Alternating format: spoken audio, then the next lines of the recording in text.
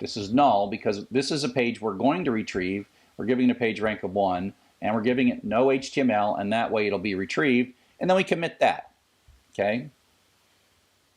And then we want to get the ID, so we could have done this with one way or another, but we're going to do a select to say, hey, what was the ID that either was already there or was just created, and we grab that with a fetch 1 and say retrieve to ID, and now we're going to put a link in, insert or into links from ID to ID, which is the ID, the primary key of the page that we're going through and looking for links. To ID is the link that we just created, and away we run. So it's going to go and go and go and go. Let's go look at the create statement up here. From ID and to ID right there. Okay, so let's run it. Python 3 spider Python. So it's fresh, and so it wants a URL with which to start, and I'll just start with my favorite website, www.drchuck.com. Now this first one you put in, it's going to stay on this website for a while, okay? So I'll hit enter, and let's just grab let's grab one page just for yucks. Okay, so it grabbed that, and it printed out that it got 45 characters, and it printed out that it got 6 links. So if I go to this and open database, and I go to code 3, and I go to page rank, and I look at this, let me get out so it closes. So notice this SQLite journal. That means it's not done closing, so I'm going to get out of this by pressing enter. And so you'll notice now that that journal file went away. Otherwise, we would not be getting the final data. There we go. Okay, so Webs, let's take a look at the data. Webs has just one URL. That's the URLs that we're allowing ourselves to look at. You can put more than one in here if you want, but most people will just leave this at one. Pages.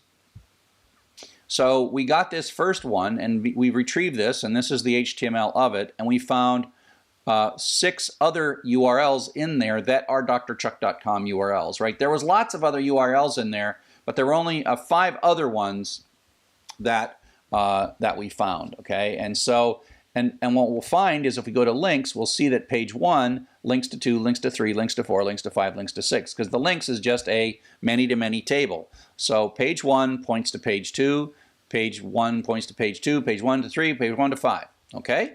So that's what happens when we have the first page. So let's retrieve one more page. Now we could have started a new crawl, but it's gonna stay on drchuck.com, and I'll just ask for one more page.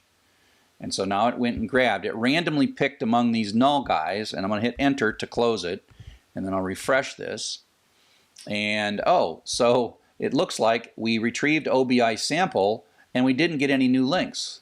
And so the links page, no, we didn't get any new links. So that page, whatever that was, OBI sample, had no external links. So let's do another one.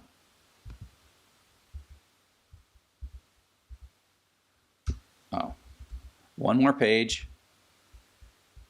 So that one had 15 links. So let's take a look now. So now we have 15 pages. It picked this one to do, right?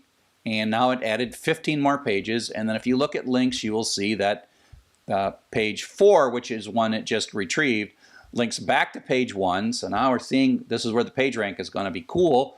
4 links to 1, 4 links to is whatever, away we go, right? 1 goes to 4, 4 goes to 1. I should have probably put a uniqueness constraint on that. It's not supposed to duplicated that. Okay. So let's run this a bunch of times now. So let's just run it 100 times. for 100 pages. It'll take a minute.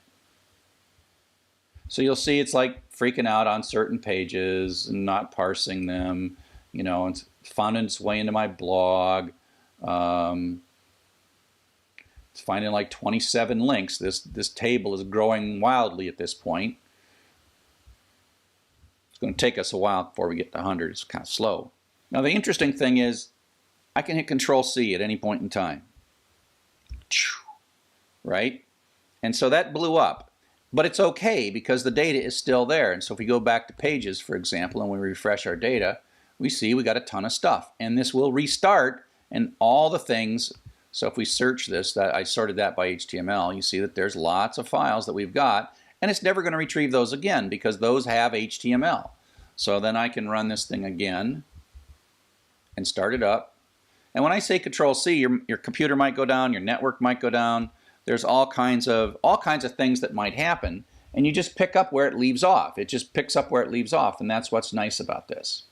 Okay, so that's pretty much how this works. We've got this part running. We're seeing it flow into Spider.SQLite. We're seeing that we can start this and replace this. And so what I'll do is I will come back in the next video and show you how all these things work together and then how we actually do the page rank. So thanks again for listening, and see you in the next video.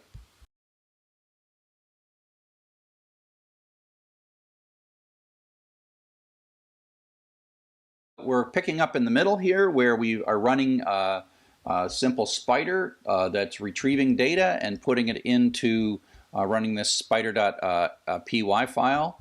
And it's cruising around and doing things. And the beauty of any of these spider processes is I can stop anytime and just hit Control-C. And so we take a look at the spider.SQLite file and retrieve it. And it looks like we got 302 pages. I don't know how many we got retrieved. 70. Okay, there we go. We got about 100. Oh, wait. Looking for the wrong thing. No. Yeah, we got about 107 pages. So what we're going to do now with 107 pages is we are going to run the PageRank algorithm. Okay, so let's take a look at that code. So the idea of PageRank, we're going to run this PageRank algorithm. The SP reset just resets the PageRank, and SP rank runs as many iterations of PageRank. So the basic idea is that if you were to look at the links here, you know, we think of page 1 pointing to page 2 gives some of page 1's love to page 2. Page 4 has some value that it gives to page 1. You go on, and page 2 gives love to page 46, over and over and over again. And so, but the problem is that how good is page 1 and how much positive karma does it give to page 2? And so what happens is we start by giving every page a rank of 1. We say, look, everybody starts out equal. But then what we do is we divide up in one iteration of the PageRank algorithm, we divide up the goodness of a page across its outbound links. And then accumulate that, and that becomes the next rank. Okay, and so let's take a look at the code for the PageRank algorithm. So this is pretty simple. It only imports SQLite 3 because it's really doing everything in the database, right? It's going to be updating these columns right here in the database. And so we're going to do some things here to speed this up. This rank runs, if you're thinking of Google, this rank runs slowly and is going to run continuously to keep updating these things.